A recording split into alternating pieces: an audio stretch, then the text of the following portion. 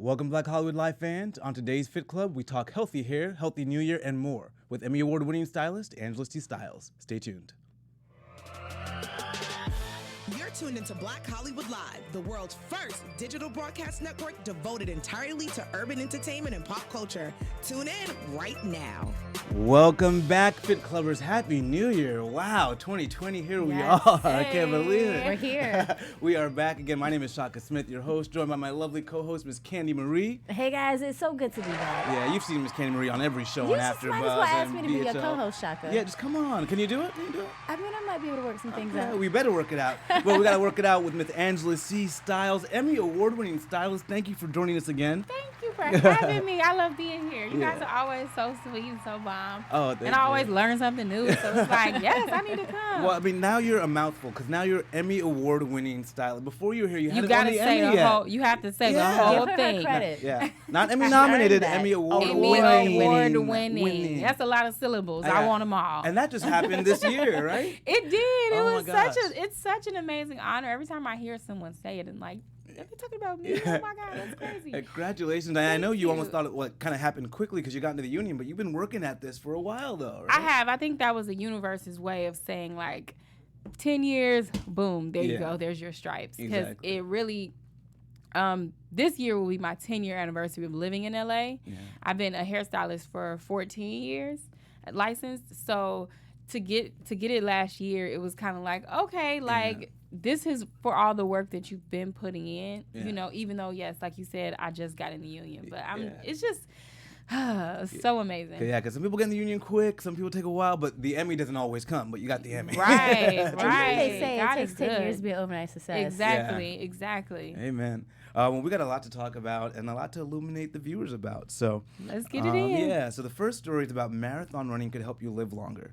It sort of seems counterintuitive in terms of why would I marathon run, but they actually looked into these were first-time marathoners, 138 people, and they found that there was a 4-year reduction in vascular age. Lower arterial stiffening of the aorta was lower, lower blood pressure. So they had all these great symptoms of younger cardiovascular health, and these were first-time marathoners. It had nothing to do with speed. The average speed was 5.5 hours for women and about 4.5 hours for men. And this was in the Journal of the American College of Cardiology. So I know, though, there's a lot of challenges to sometimes starting to work out. I know a lot of females will tell me their hair is a challenge as well. What do you do for cardio? And then what do you do with your hair for cardio? Is that a challenge for you? It's good to know about the marathon running. I'm not a runner, but I might do it to add like a couple more years to my life. I might Right, try it right. once. Because my question was going to be like, do they have to continue to run marathons or can they just run one? Oh, and this So- was ages 21 to 69 too. So and the Oh, wow. and the people that were older had the biggest benefit. So any Nice. age, any okay, age. well, yeah. I'm gonna put that in my back pocket. But typically, I don't run marathons or anything. I don't really like to run. Yeah. I'm not It's- a cardio person either, sis. Yeah, I will do. Okay, so I do love to do jumping jacks, Yeah. and I like to either do jumping jacks with weights, or I'll do jumping jacks and then I'll do high kicks. It's like a cheerleader workout, basically. Yeah. And then I also like the rope. I like to do a jump rope. Yeah. That one they say you get a full body workout Yeah. by doing it. So I prefer to do things that have more of a blend of working out. Or I'll do the stairs, like Stairmaster. Yeah. And that's fun because like I'll listen to like some ratchet music and I'll be on the Stairmaster and I'll be like dancing on the Stairmaster and getting it and doing 2 steps and skipping it. So those are my favorite 3 for cardio. Yeah. Can I just say I just discovered the Stairmaster? I can't even say it. I just Girl, Just I for just the booty? meaning like I literally just started doing it, Yeah. and I'm starting to feel like it's starting You to see sit that a little booty? bit. Yeah. It's starting to sit. Like I've been working out now consistently for probably about a good 2 months. Okay. You know? Get Hey, it. consistently though, Okay, every so day. I've been now doing you Stairmaster for like a qualified to week. be the host. Yeah. She's like, I'm here. I'm ready. Okay, now be honest. Now I do my hiking, I work out, but Okay. consistently, like Yeah. I've been working out like almost every single day. Yeah. Wow, And it that's feels- impressive. And honestly, it feels good. Like my day does not feel complete unless I work out. Like I'm probably gonna work out when I leave here. I need to Seriously. get there. I need to get there. That's amazing. And it's also like it's a stress reliever too. It Yeah. is. You know, it it's a great way definitely to release. is. But girl, that Stairmaster though. It's everything. Well, what's the Why what- y'all ain't tell me? I thought you knew. Y'all. I saw That's your an booty LA was coming thing. in. That's- You saw me I was like, sitting a little. Oh, you did. you know, like that's what it just gives you that nice. boop. But do you have hair issues though when you go to work out in terms of like you just got your hair done, you're trying to figure out navigate that? Like how do you navigate that? So I literally just braided my hair up front because it was just kind of pulled back in a ponytail, and I was like, well, I did hot Pilates the other day. I'm obsessed, first of all. Really? Wow. So bomb. Okay, we need to talk. We're going to have to talk about that at of some course. point. But I did hot Pilates yesterday, and I love the instructor, and she has a class tomorrow. And I'm like, well, what am I going to do? Because I got to be cute. And, my hair is natural. It's not going to blend with this texture if I'm working out like I want to. So I was like, let me just put it in braids so I can keep it pushing. Yeah. But I think the main issue, like you said, for black women is that we don't do a lot of workouts where we have to sweat and all that because we don't want our hair looking crazy. Yeah. But it's so many options now. Like, you can wear wigs. You can get braids, and it's acceptable in most environments at this point. Yeah. Otherwise, you better go straight to HR. You can also just wear your hair naturally curly. In some climates, it's not that cold. I mean, it's been up and down. Even in here, we've had snow, recently. But if you can do a wet and go style, try to do that and just wear your hair naturally or twist it out. It's a lot of options, though. So it's really no excuse to not get in the gym at least a couple times a week. Yeah. Now, I need some advice with you being a stylist and all. Yes. I literally just got my hair pressed right before I got here. I'm usually I a was gonna curly say, girl it with a looks- big yeah. fro. Thank you. Honestly, nice, I have very not nice. straightened my hair in probably like 8 months. Yeah. Oh, good for So you. it feels really good. So what do you suggest someone like me do? Because I'm going to go to the gym and I'm going to work out and I don't want to sweat out my hair. Well, it's naturally going to sweat out. I mean, that's a good thing. That means your hair is healthy when it starts to revert and go back to its curly state. The best thing I would say is to either do like 2 or 3 braids or a couple of twists so that you can have some texture in your hair, but it still be smooth. Okay. And so you would just braid it or twist it before you work out, keep it tied up, and then wait until after you've cooled down, dried, showered, everything. Or wait until the next day and then take it down, and you'll have still a straighter look, but it'll have some texture to it. So it looks like you meant to do that. Okay. And then every time you work out, it'll gradually get tighter and tighter, but you will have a really nice style throughout your workouts. Okay. The other option is obviously ponytails. You can definitely do a good ponytail as long as you wear a scarf on your hair while you're working out and don't take it off until your scalp cools down. The style will stay set. Okay. So it's better to work out with some kind of I don't want to say do-rag because Let's have a scarf. a scarf, a silk scarf. Just tie your hair down so that it doesn't push up, because if it's set in its flat state, it'll stay that way when it dries again after you stop sweating. But if you take it off while you're still hot, while you're still sweating, it's going to revert. Okay. Yep. So good to you can know. still work out even though you got the hair just done. Yeah. So- You can still get your workout in. I would also just say avoid super hot workouts like hot yoga, hot Pilates like I did. Like, don't go in the sauna, don't go in the steam room those first days. But I usually just tell clients to like plan the way they work out around when they get their hair done. So if your hair is fresh, I would just go for a hike because you don't sweat nearly as much. That's true. Or I would say do arms, or make it just a leg day where you're still exerting energy, but you're not necessarily doing cardio and you're sweating from your head. You know what I mean? And then once your hair gets older, then you do those really like cardio intensive workouts and, go sweat, go burn those calories in a more high intense way. Yeah, because I can't tell you how many women have told me they're not going to work out because of their hair, and lot of women. and you're always working out. I mean, you're always getting your hair done, so you're going to now go in your entire life not working out at certain points because of your hair, but increased risk for heart disease, increased risk for a stroke. Right. So it's like, come on, let's get that balance right, or at least figure out a way forward. Yeah, or even just wake up, do like 50 squats. You're not Yeah. going to start sweating. You're not going to ruin your hair by doing Right. a couple of squats. Do a couple of sit-ups. You know what I mean? Yeah, it's like, the excuses we tell ourselves because we don't want to do the they work don't- sometimes Right. too. yeah, exactly. Yeah. I think it's more of that than anything, but just a little bit of squats, sit-ups. You can do that at home and your hair will be fine. But I Yeah. can't do the Stairmaster. Maybe a No. minute I or mean, two. you a can do minute or like two. you can do like 5 minutes my on time. like a Yeah. level 4. You know what I mean? Yeah, Right. get the striations and get Yeah. the. But we got to talk about the best and worst diets of 2020. U.S. News and World Report for the 10th year in a row has released their rankings of the best and worst diets. I need to know. Yes, I want to know specifically one. Yeah, Let me what see. should you Let's be see. on? But the number one best diet is the Mediterranean diet for the 3rd year in a row. It goes. What is the Mediterranean Yeah, diet? so it focuses on simple plant-based meals.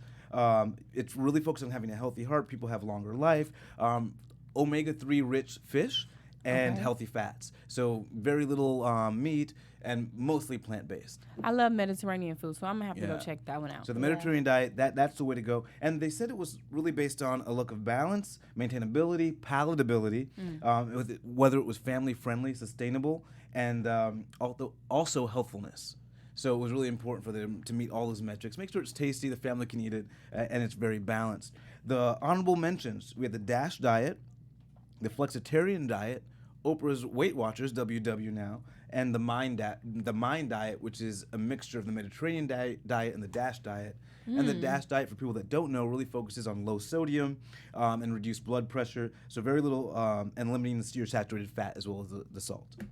Interesting. I've never heard of the DASH or what was the third one, second or third Mind one? diet. The Mind. I haven't heard of either one of those. I'm gonna look into those. Yeah, so those are sort of the honorable mentions, but they're all very balanced. Now, of course, your worst diets, the keto diet is one of the worst. I knew it. Yeah, I read that too. I was like, what? So why did they say it was the worst? Because it's not really sustainable. So I think a lot of people use the word keto loosely. Keto is when you're limiting your carbohydrates to 20 grams of carbs per day or less. So, some people say, but you need carbs for energy, right? And that's why it's not sustainable because, at a certain point your brain will just start misfiring and not functioning as well. So the body needs those carbs for energy. I've had it, where I went low carb for weeks for a competition and, the brain was foggy all of a sudden. So that's why the keto diet's not well recommended, but it did come towards the top for diets for fast weight loss. So you do lose weight very quickly. So the keto diet's really suggested as a way to maybe kickstart something big or kickstart another type of diet, but not a sustainable long-term. Sustainable, right. It's not a life choice. Yeah. Like, you can't just do that for the rest of your years. Exactly. That and makes sense. The actual number 1 and number 2 diets for quick weight loss were the HMR diet and the Optavia diet. And both of those companies are companies where you buy your meal from them and they just replace your meal. So, I don't know how good that is, but in terms of fast weight loss, to get you there quicker, that's where it was ranked. What's the craziest diet you tried? Juicing, I would say. Juicing? And that's not really as much of a long-term diet either, but anytime you're just drinking juice for days at a time, you go crazy. But it's fine the first day. You're like, oh, I can do this. The second day, you're like, I just want a cheeseburger. The third day, you're like, feed me. But if you do go through it, you really do feel better. I've only done, I think 5 days is the longest that I've done. Yeah. And on the 5 day, I still at night, I ate greens, like just leafy greens, raw. But your skin looks better. Your stomach is snatched. It's good, but it's hard. Yeah, like healthy hair growth. Because a lot of vegans, when they go vegan, especially if they go like raw vegan, they report a lot of hair growth. Did you get any of that during that period? I don't know. My hair it grows, but it doesn't grow substantially fast. I see a noticeable difference, but any diet that I've done, I haven't been like, oh wow, look at my hair now. But it takes about a month. It takes about a month for you to see hair growth, and then you have to gauge if it grew more in that month than it did a month before. Yeah, you have to be really watching closely. I think sometimes people just over dramatize stuff. But as far as eating healthy, when it does, as it pertains to your hair, certain things will make it shinier.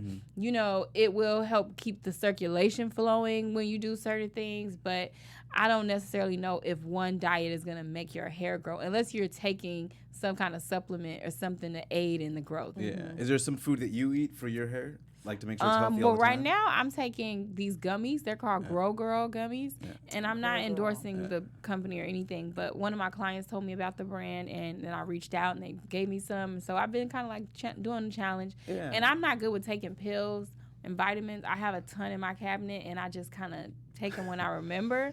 But with gummies, they taste good. Yeah. They're sweet. It's like, oh, I want some candy. Let me eat my gummies. Yeah. So I've been pretty diligent about taking those. And I also drink hair tea. Yeah. Oh. Okay. Hair tea. That's the first I've heard of that. Yes. My business partner, her name's Malika Frazier. She has a tea and a hair growth oil. And the tea is it tastes so good, but it's a blend of like 16 different herbs. So some of the herbs that I've seen across the board that are in a lot of hair growth vitamins are like milk thistle, horsetail, what else? I'm drawing a blank, but it's like a lot of really interesting like herbs in there. But it's also chamomile, mint, like things we're aware of. Yeah. But as far as growth, I do see a difference when I do those kind of things. Wow, I haven't heard of hair. Have you heard of hair tea? Not hair tea. No. Yeah, there are a couple of brands on the market, but the best one is my partner's, obviously. And so that's not Grow Girl. No, it's Grow Girl, and then there's Rejuva Grow. Rejuva Grow hair tea. Nice. Yeah. Well, you might want some of that tea after your wine. We got a new article came out in study in the Journal of Gastroenterology that may shed some light on whether or not red wine is good for us. So we know we've had the debate, we've had good heart health, but people are saying it's not great because of the liver effects. Oh. But this article actually highlighted its effect on the gut health, and that it found that red wine is actually good for the gut microbiome. Looked at the American Gut Project, the Flemish Gut Project in Belgium, and people out of the UK as well. And the UK, they looked at a twin study, and they found that these twins, the one that drank more red wine, had better gut health than the one that didn't. Stop. Yeah, and this is even if you mix the alcohol. So the other alcohols weren't associated with good gut microbiome, but if you had that and some red wine, then you still had a better gut microbiome than the other person. So even if you're mixing and matching, of course, the caveat, it's an observational study, so you want to draw your conclusions, kind of carefully. But again, it's some good news that if you're going to reach for some alcohol, maybe you should reach for the red wine instead. That's good to know. Yeah. For the holiday season, did you have to kind of watch what you drank or how you? For the holidays, I was like, well, let me check the app first. Let me see what I can and can't eat. Yeah. And so it's funny, like certain things that I love, like tomatoes or potatoes, lentils, I can't eat. And you feel a difference now? I actually do. I did the whole microbiome thing because I have acne prone skin. Not right now, thank God. Yeah, but I know it's like, what is she talking about? But no, I that's something I've dealt with my whole life, off and on. And so sometimes my skin will be flawless, and other times it'll be super broken out. And so I really was trying to find a long-term solution. Yeah. And so I was like, well, I stumbled on this app, and I was like, well, let me just spend this money. Why not? I've spent thousands of dollars in the past, so why not? Right. And so I did it for that, but I also have indigestion a lot, and just like, when I eat things, I feel it. I always feel it in my stomach and stuff. So I was like, well, let me try. And so it takes about 90 days for you to really see a result. It's only been about a month for me, but I can say cutting out the foods that I'm aware of that I should cut out, I noticed that I'm not so irritable after I eat. Yeah, wow, that's amazing. Poor guy at the lab receiving the kit to test. They asked for it. Okay, here we go. Because I think the issue with a lot of the issues with our body is what we're consuming, what we're putting in. I've had an issue with bad skin and acne as well, and more than likely it's what you're putting inside your body that's trying to find its way out. That's smart. It's your stomach for some reason isn't breaking it down properly, and so it's coming out of other places. And so once I realized that it's like no matter what topical stuff I put on, I have to get my insides together. But if you guys are interested in like learning more about your microbiome, I would say check out the app. It's not for everybody. I'm like over here taking mental notes. You brought so many resources to the show today. I be trying to figure it out. Right. Life is a journey. I just be trying to figure it out. And the nice part is when you win an Emmy, people start telling you about stuff, right? Because people want to. Have you gotten a lot of companies telling you about stuff and giving you different things? I don't. Honestly, winning an Emmy does not change a lot, except for the fact that you have to say that I'm an Emmy award-winning hairstylist. And I feel like people put more respect on your name, but of course, just in general, it doesn't change a lot. It's like you still have to show and prove. You still have to, because if the next girl that got 5 million followers and it's me, it's like they gonna probably go with her. So it's still, popularity is still king. Yeah. But I think that just like having a degree, it's like you can always say I have that bachelor's or that master's in whatever, that's never gonna leave you. Whereas if you just saying you smart, it's like, okay. Right. So, but people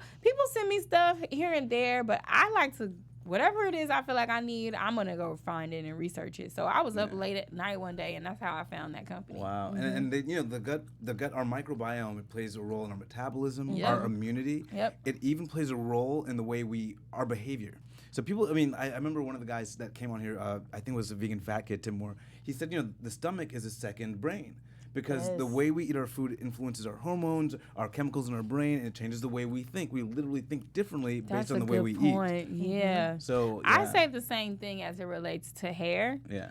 I feel like people who are natural most of the time, they're more connected to the universe because their scalp is open to like the sun. Yeah. And I think that people who always have their hair covered are less in tune with what's going on energetically. Yeah. And so it's not to say one is better than the other, but it's kind of like no coincidence that people who are natural, you know, they're like juicing and they're vegan and they're meditating and they're more in tune. You know, that they're literally more in tune. So it is something to say about like how we're all connected. Yeah, there's a freedom to it as well. Exactly. Yeah. Exactly. That's why I love being natural, you know? Yeah, and even not even just, they even say just going out to the sun and exposing your head to the sun, exposing your skin to the sun for X amount of minutes a day is just beneficial for you as well. Right. Vitamin D. Yeah.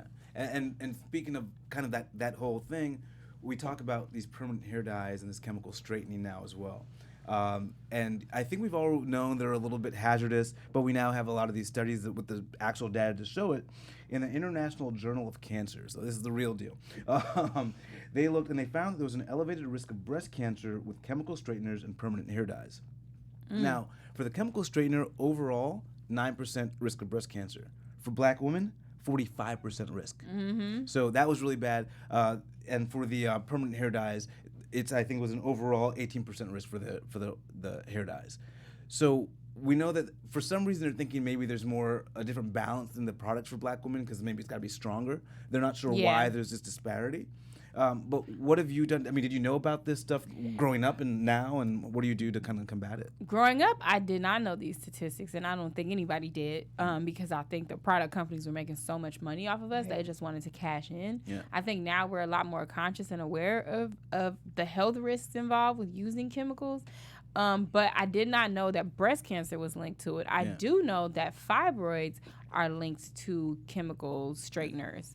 I did not know hair color. I mean, obviously, hair color is a chemical, but I don't think nobody's going to give that up. The way these grays is coming in, I got to cover myself, it's not going down. But I try to educate my clients on using chemical straighteners. I don't really advocate for them unless you have a very specific hairstyle, which is a pixie cut, and you really want to keep it straight. That's the only time I encourage my clients to get their hair straightened by chemicals.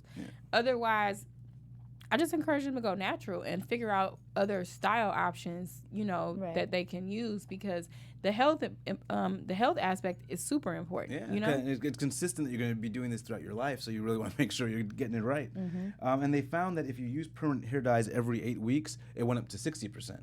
Yeah. So at least if you're using it, try to use it with some sort of, sparingly. Yeah, I think that's why the percentage is so much greater in the black community is because a lot of women who are doing chemical straighteners, that are not black, they're probably doing it once a year or once every 2 years. Or if they're doing curly perms, they're not doing those every 6 weeks. Whereas black women, if they're committed to a relaxer, they're getting it every 6 to 8 weeks, every 2 to 3 months, something like that. They're getting it so frequently that it's affecting them and it's seeping into their pores a lot faster. Yeah. And they even found for the keratin treatments, too, there was an increased risk, too. So I do keratins. I probably should stop.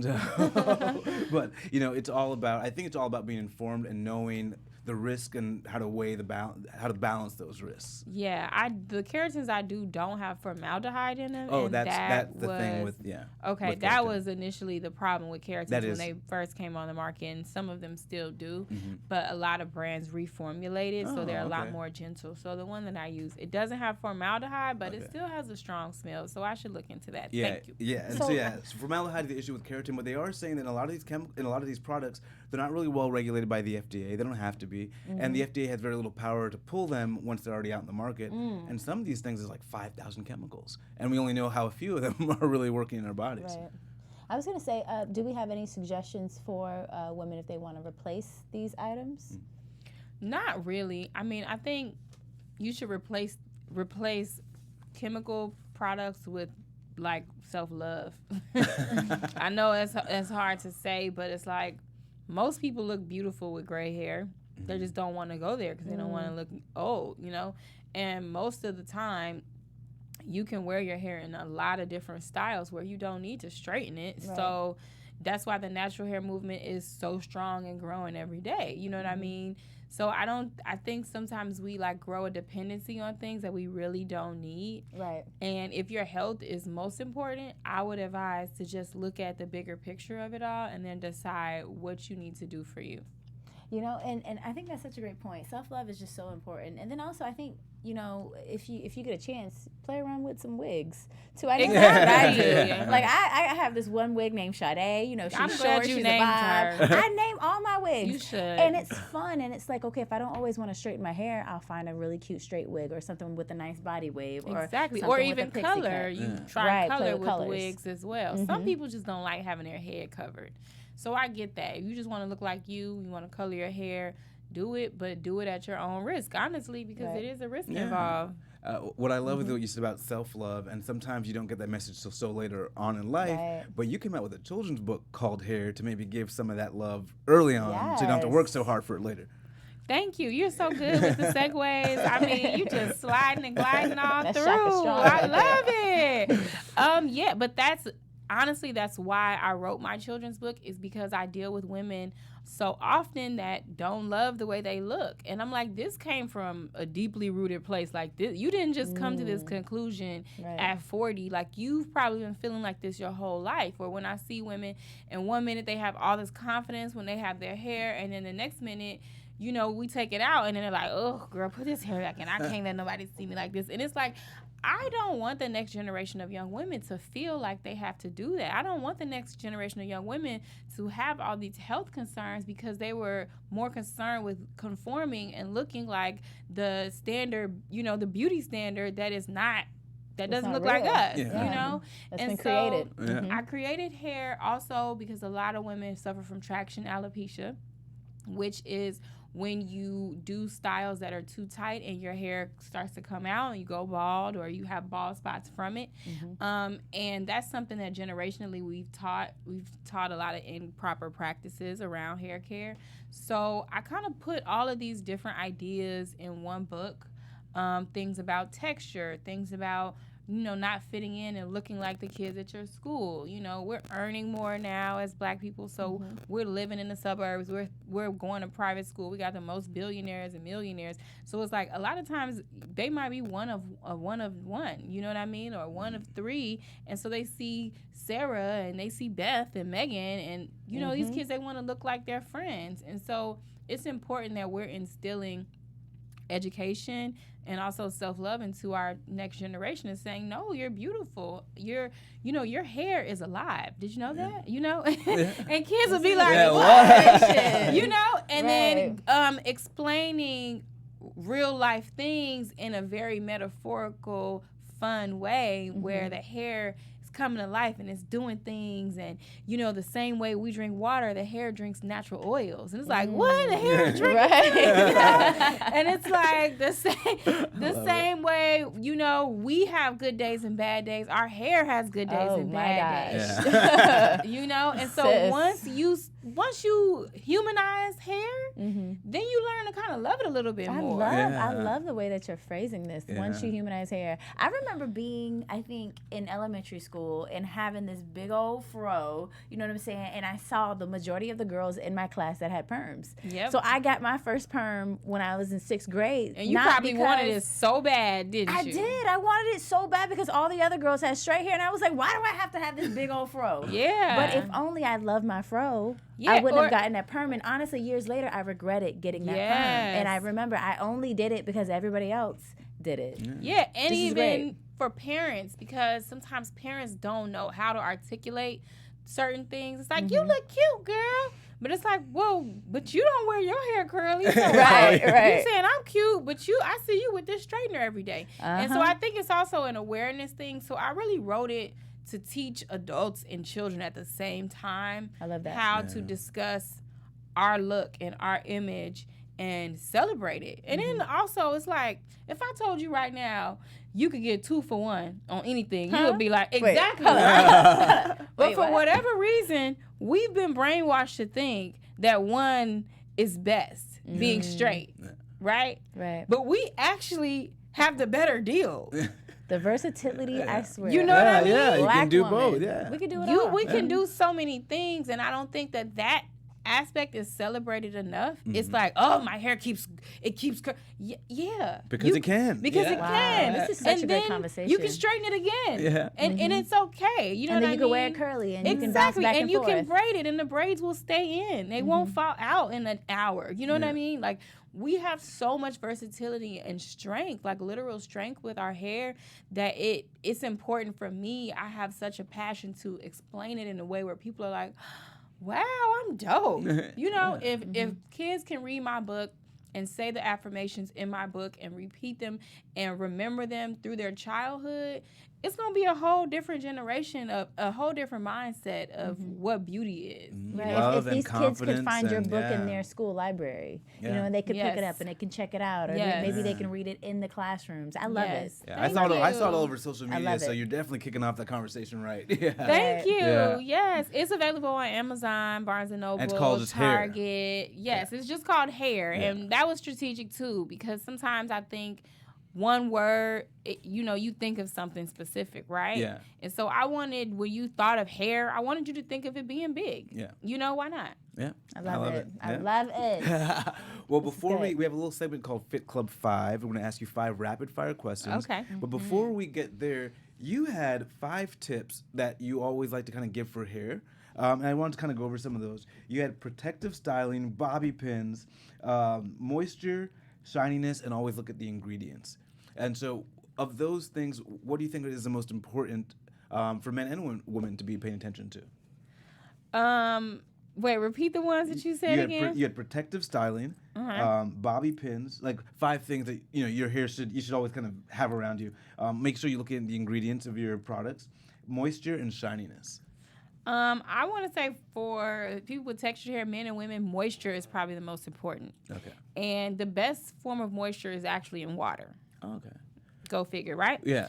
And so when I say that, I'm saying basically, like, don't be afraid to rinse your hair, shampoo your hair. Yeah. I think a lot of times we hold out because we're like, it's obviously a more tedious process, but we hold out sometimes when we really should just keep drenching our hair with water and with moisture. But then you also can add moisture in other ways. So like foam, setting foam, that has good moisture because it's just bubbles, it's the closest thing to water. Oils are also a great form of moisture. Gels, they hold in moisture as well, and so it's really important to just use all the products that can add moisture to the hair because our hair tends to get really dry. Nice. And then 2 more personal questions for me. I love argan oil. What's your favorite type of oil? That's one I like to use for my hair. And then I've been using CBD oil. Do you have any CBD for the hair?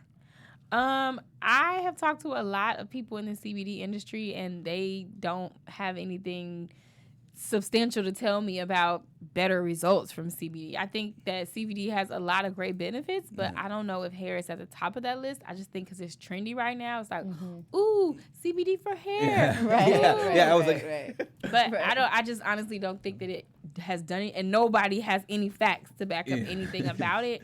But maybe there just needs to be more tests done. More research. Yeah. As far as what was your first question? Argan oil. Do you have a favorite oil you like to use with hair? For you, I would not recommend argan oil because it's super light. Yeah. So it doesn't do that much. Yeah. Jojoba oil, I would say, is better because it replicates the sebum that we produce. Oh. Okay. So the hair and the skin accepts it the same way that we produce it, as far as just texture and absorption. As far as oils, I usually particularly like natural oil blends where there are multiple oils. So it's like safflower, and then there might be like a little bit of jojoba, argan, what are some other oils that like emu oil, avocado oil, grapeseed oil. I like blends because I feel like you're getting more, more than a little bit. Yeah, you get a little. And I also like when my oil consistency like falls into my skin, but then you can still see it. if that makes sense. Yeah, just like a little bit. So you don't want it to just like disappear. Yeah. But then you also don't want it to sit on top like coconut oil. Yeah. I'm not a huge fan of coconut oil. I keep hearing that a lot. That's heavier. It's a little bit heavy. Yeah, it's a little too heavy, and it actually kind of suffocates the hair and then doesn't allow real moisture to get in. So I think that maybe coconut oil just had a really good publicist like 6 years ago. You know, like how cauliflower and Brussels sprouts are doing right now. You know? Right. But I don't think that coconut oil is great for cooking. Yeah. I don't think that it's that great for hair. I would even say olive oil over coconut oil. Yeah, I was going to ask. That was going to be my next one. How about olive oil? And that's better for cooking, too. Olive oil is nice for hair. I mean, it's more something you might want to do as a pre-treatment because it is more on the greasier side, but it's a good oil. Okay. Yeah. Well, we got our little Fit Club 5 before we round it out. Yes. We're going to get in your business just a little bit just now. Okay. Who was the last person you text? I got to check. Let me Yeah, she's a busy woman. Right. I think the last person that I text was my agent. Oh, that busy woman, I told you. Busy woman. Makes sense. Okay, who is your dream dinner guest? Who would you bring to dinner? Alive or dead? Oh, alive or dead? Yeah. Yes. I would say Nipsey Hussle. Oh, good one. Nice, yeah. That's a good one. Yeah, I mean, I didn't know his body of work when he was alive. I'm going to just be clear because a lot of people be jumping on the bandwagon. I'm a bandwagon person when it comes to him. But I'm so inspired by what he was able to do with his life in the time that he did it. And if I could have him at dinner and just pick his brain a little bit, I would do that. He seemed like he would just be cool as hell, too. Just right. Right. He wouldn't be too picky. He'd just be chill, you know? Yeah. Yeah. Okay. The last meal you ate.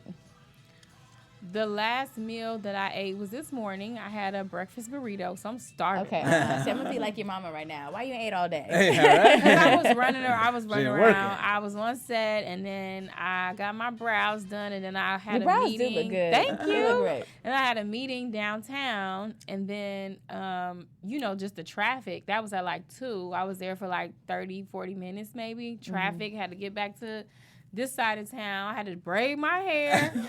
And by the time I finished that, I had to come here. It was no room for a meal. That's LA for you. That is LA. We're back. All right. Favorite junk food? Favorite junk food? I hate to sound like this, but I really don't eat a lot of junk food. I would probably say maybe like popcorn. I like the caramel and the cheddar mix. They have one at Trader Joe's that's kind of like Garrett's. I don't know if you guys heard of Garrett's. Garrett's is everything. Yeah, but they have a bag at Trader Joe's that's like that. And I'm hungry. I might go get some right now. That's how you know you're from Chicago. That's so Chicago. All right. If you were on death row, what would be your last meal? I know that's a little heavy. You're like, oh. What would be my last meal? What would be your last meal? Shaka came up with these, okay? That one is heavy, but I would probably want like some lobster mac and cheese with a little bit of truffle oil. I would probably want some prime rib. I would probably do, what else do I love? Probably some like roasted broccolini with a little garlic on there. I hope the guys are listening. First date. You guys are getting the first date hack right here. Right. What else? I would want a gang of stuff. I'm trying to think about everything I would want. Probably some lamb too, because I love lamb. I feel like that's the holy meat. She's like, it's death row. It's serious. I gotta go. Right, because I don't really even eat meat like that. Yeah, I'm gonna just forget about my microbiome and do some mashed potatoes to do the full deal. Right. What else? Probably some greens. I don't know, child. I hope you are picking out for your last meal. I want if it's gonna be my last meal, this whole table better be everything. And we asked her this when she just ate this morning. So right. Oh man, well we want to thank you so much for joining us. This is amazing. It's good to have you. Thank you so much for having me. I learned a lot. I We hope learned you guys learned a little something too. Like thank you guys. I'd love to come here. Amazing. And where can they find you, Miss Candi Marie, online? You guys can find me on Instagram at Miss Candi Marie and on Twitter at Sweet Candor TV. And where can they find you? You can find me at Angela C. Styles on all platforms.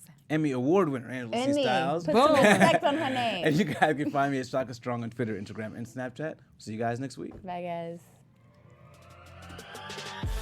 On behalf of our BHL staff, we would like to thank you for tuning in to Black Hollywood Live, the world's first digital broadcast network devoted entirely to urban entertainment and pop culture. Check out our Black Hollywood Live YouTube page for even more great programming and amazing content. And be sure to subscribe and like our channel when you do. I'm your BHL host, Nakia Monet, and you can find me on all social media at Kiki Boom Boom or at Black Hollywood Live. Black Hollywood Live, Hollywood redefined.